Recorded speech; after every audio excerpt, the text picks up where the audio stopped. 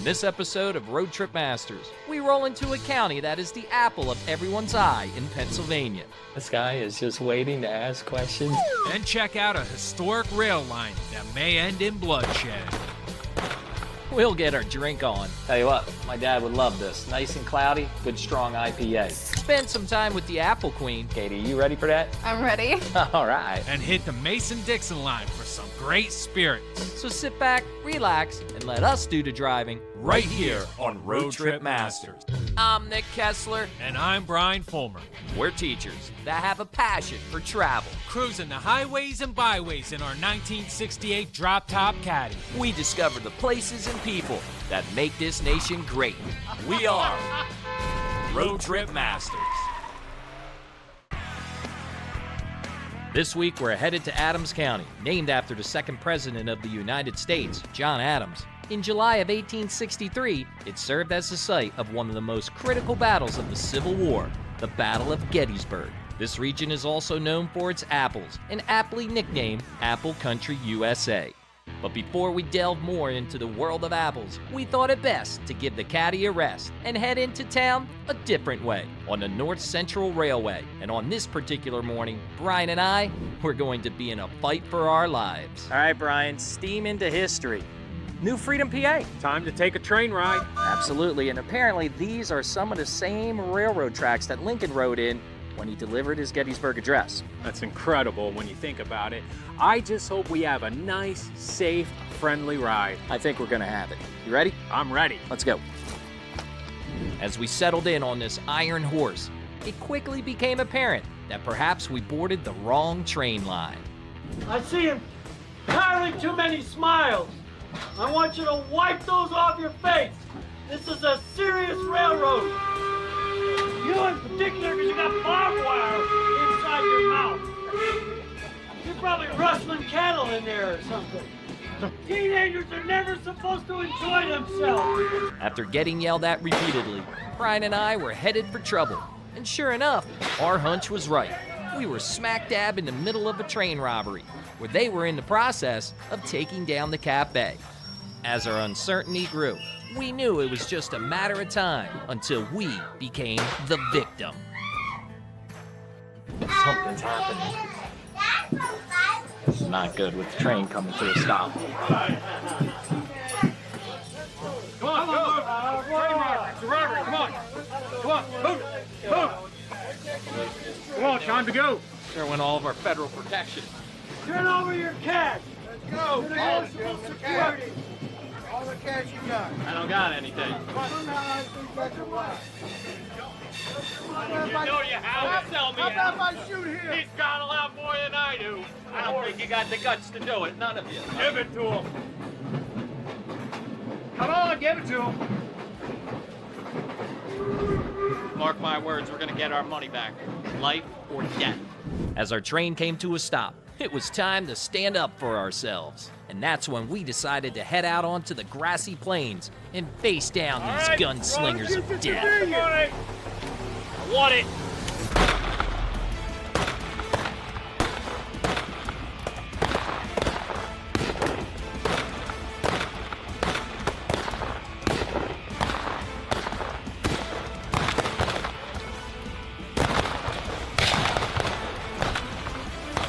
In the midst of the aftermath, as Brian and I laid there, All right, let's get the money. only one thing was certain.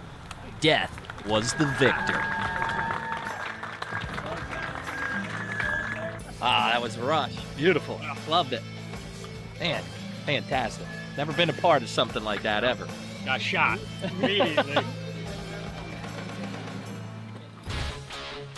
After that shootout, we thought it would be safer to hop back into the caddy and head for Adams County to our first spot, the Mason-Dixon Distillery.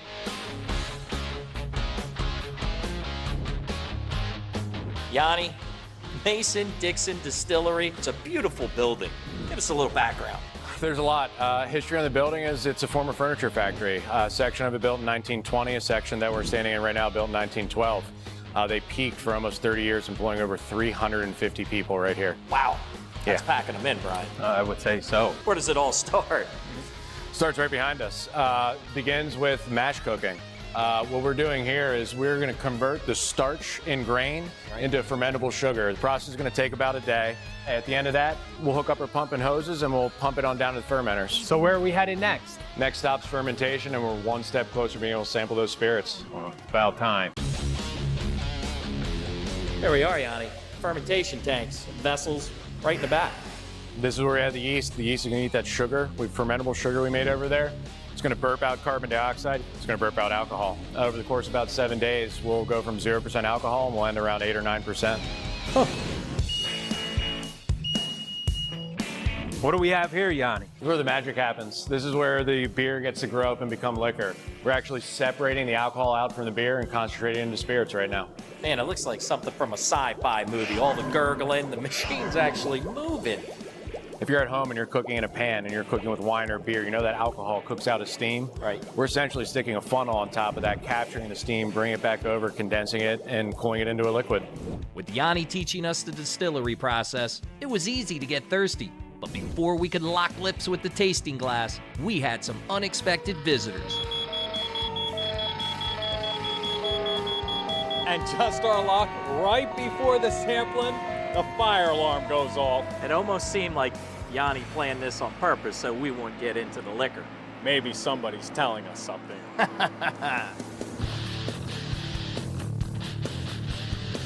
Yanni, staring at this, it's like a slice of heaven. Absolutely. There's certainly nothing bad going on here right now. What are we going to sample first? We're going to start left, work our way right. We're going to start with the clears. Everything from here over is stuff that's regularly available here at the distillery. On the right, those last 3 bottles are actually going to be special editions that'll be available right around Christmas time. All right, we got some food laid out here too. Absolutely. I'll tell you what, Yanni, you know how to throw a party, brother. This stuff looks absolutely incredible. And you got some mixed drinks that pair with these dishes. Trying to give you the full experience. All right, going right for the vodka here, Brian. The Mason-Dixon vodka. 90% wheat, 10% malted barley. Has a little bit of character to it, no additives to it. Brian and I cruised down the line. Each spirit had its own superior taste. It was a pleasure to sample them all. And the food, well, it was out of this world. Mason-Dixon truly knows how to treat each and every guest. Balance, balance, balance. That's what it is. Name of the game. It's like location, location, location. Balance, balance, balance. You need a little bit of both. And Absolutely. you have it here. Thank you. So, Yanni, thank really you. Appreciate it, guys. Yanni, I almost feel like hugging you, buddy. Nice job. While driving through the rolling hills and endless farmlands, we decided to take in some of the beautiful surroundings. And there were no better views than the ones at the Inn at White Oak B&B. The Inn at White Oak sits on 32 private acres, filled with gardens, ponds, and abundance of wildlife. This is where we met up with owners, Cherie and Craig. The Inn at White Oak. The inside. Everything is beautiful. Thank you. What can you tell us about it? We came here seven years ago on our honeymoon and came back. We absolutely fell in love with the place, just the peace, the tranquility. Came back 3 years later, they were selling it, and we ventured in to purchase it. It's unbelievable. So you come here on your honeymoon, several years later, you buy it. Yeah. How many rooms here at the inn? We have 6 rooms at the inn and 2 rooms down at the carriage house. So the rooms, are they themed? Do they have names? What can you tell us They about are. it? They're based on military names. They were actually named before we purchased it. They all have a different decor. They all have something special in them that makes people come back. Well, for example, if they came in and stayed in the Commander's, you go into a room that has a 2-story fireplace, king-size bed. It's about a little under 900 square feet, so that's one of our largest, most popular rooms. In each room is a jacuzzi or a relaxing bathtub of some sort. In the Commander's, it's a hexagon hammer copper tub, so it's very relaxing, very serene. Now the carriage house, which is separate from the inn, huge. The carriage house is very popular now. It's connected to our indoor pool, so you get that spa-like relaxing time. It has a 2-bedroom, 2-bath on each side. The center part's like an A-frame solarium. Cherie, tell me, what else do you have at the inn? We have a tea room. If you decide you want a tea, you can schedule that. We have a large billiard room, which is always fun. We have games and, of course, all the fun stuff that people can enjoy. As you're looking at the grounds, you really can't see any other houses. I mean, it's pretty isolated. How many acres do you have here? We have 32 acres here, and one of the things I like is it's areas that are cleared, you can walk in them, but yet nature isn't disturbed. Man, absolutely beautiful. 32 acres for your guests to enjoy. Well, we're looking forward to our stay here. Cherie, thank you so much. Thank you. Craig, thank you so much. Thank you. You've done a beautiful job here, and it's an absolute oasis. Thank you. Thank you so much. You're welcome.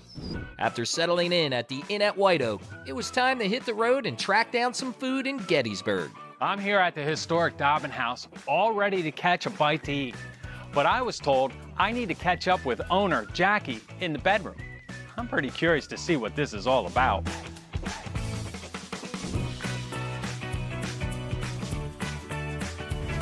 Jackie, I'm up here in bed with you.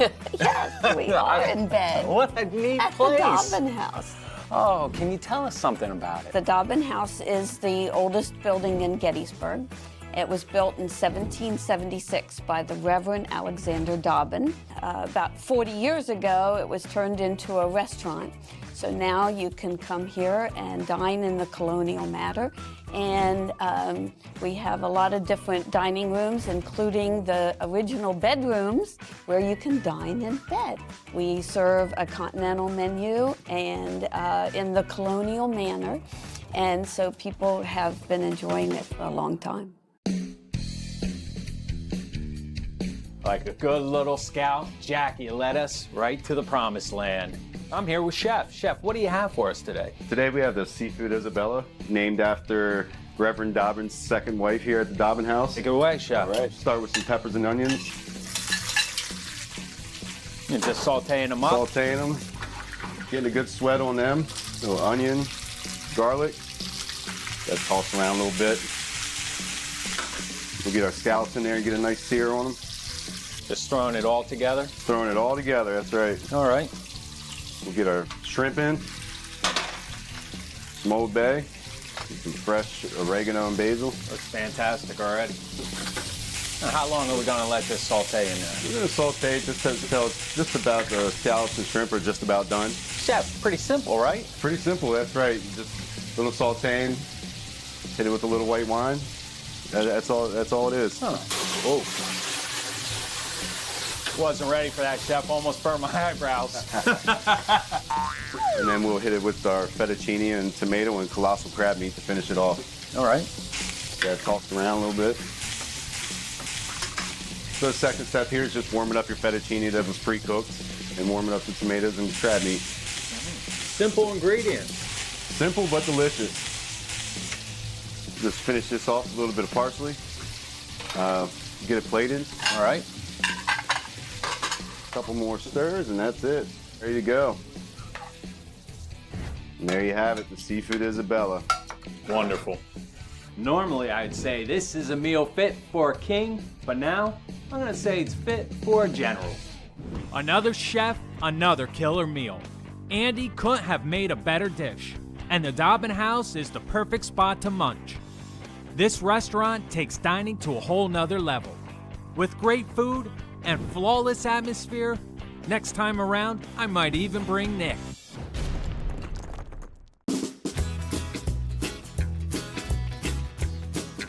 Well, Brian, here we are. I'm going to call it the testing facility at the Thirsty Farmer. And so many times we go into places and we always see the bigger production units, which you have. But you know what's nice about this? It's up close, personal. It's right here this time. Kyle, what's going to go on here? So what you have in your hand right now is our fresh pressed cider that is from our apples. We get pressed off-site and bring in. So today we're doing a 5-gallon bucket. Now, you mentioned your apples from your orchard. Yes. And so you're pressed them down.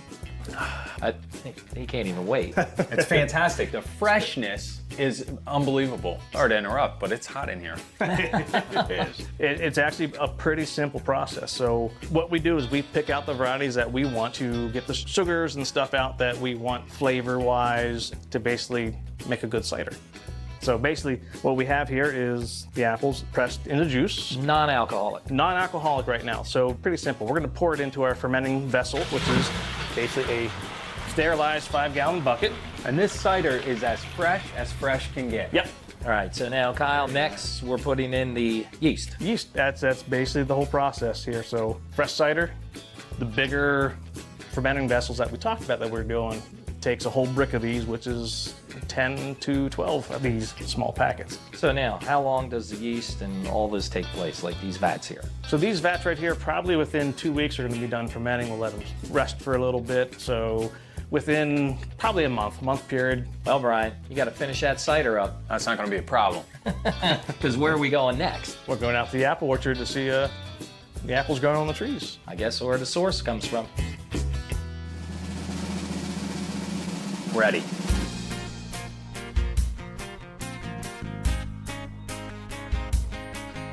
So what we have here is, on this farm alone, there is probably 65 acres of apples.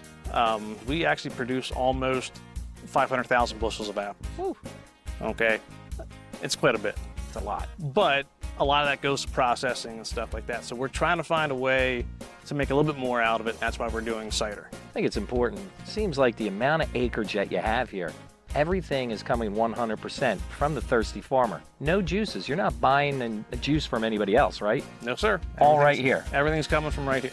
Wow, Brian, that's impressive. Also impressive is the historic round barn, built in 1914 and almost 90 feet in diameter. With the 60-foot high silo in the center, there's only a handful left in America today. But it was time to wet our whistle and sample some of these luscious liquids produced on these premises. So today you're going to taste one of our semi-dry ciders, one of our dry ciders, an apple graft, which is made of beer and cider, and then we're going to have New England IPA, one of our featured beers.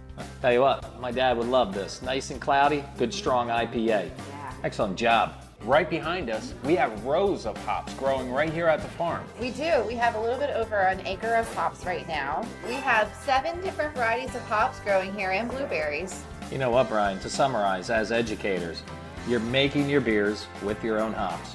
You're making your cider with your own apples. 100%, everything here at the Thirsty Farmer. Yep. I guess there's only one thing left to do. Yeah. Cheers. Before leaving Adams County, we heard of a place that we just had to see for ourselves, the National Apple Museum, the only one of its kind. That's where we met up with Cindy to tell us more. What is the main goal or purpose of the museum? For us to be able to have the agriculture industry displayed for everyone, knowing the history of where it's come from and where it's at today. So we were off to our first stop, where we saw the many tools used by apple farmers, machines used in the manufacturing process of apples, and learned how all these iconic snacks began. The Apple Museum has it all, from a general store fully stocked with original unopened products, to an interactive kitchen from the late 1800s, and of course, a fiberglass horse and farmer that was used in the Levi Strauss commercials. As our excursion continued, Cindy introduced us to the museum's other expert, Bob, where he showed us a special handcrafted quilt. Well, this was done by some ladies here in Biglerville. It has some of the major landmarks like the Thomas Brothers store. The special square in this is the center square, which was done by Mamie Eisenhower. Really? To commemorate the bicentennial. So you're saying President Eisenhower's wife quilted that square? That's correct. Brian, that's a piece of history that you don't hear about. Then it was off to meet a man of legend and lore, John Chapman, aka Johnny Appleseed. Most of his apple seeds came from cider makers and mills. He was loved by Native American Indians at the time and did travel barefoot. As our visit was coming to a close, we had one more special person to meet. And we have Katie right here, this year's Apple Queen.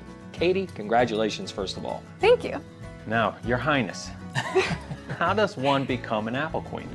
At the Apple Harvest Festival, there is a contest that is held every year. You have to study this whole packet of information about apples. Katie, some of your duties as Apple Queen. Yes. What are they? Basically, everywhere I go, I'm promoting apples in the apple industry. The crowning of the Apple Queen has been going on since 1952, and Katie is the 65th queen to be crowned. And that's when Brian came up with a masterful plan. I think there's only one more thing we need to do. What's that? We need to have an apple parade with Katie in the caddy waving. Absolutely. We got her ready for you, Katie. You ready for that? I'm ready. All right, let's go. Well, Brian, another successful road trip in the books. Had a great time here in Adams County. Until next time, I'm Nick Kessler. I'm Brian Fulmer. I'm Katie Engelbert. Stay curious, my friends. Safe travels. Eat apples.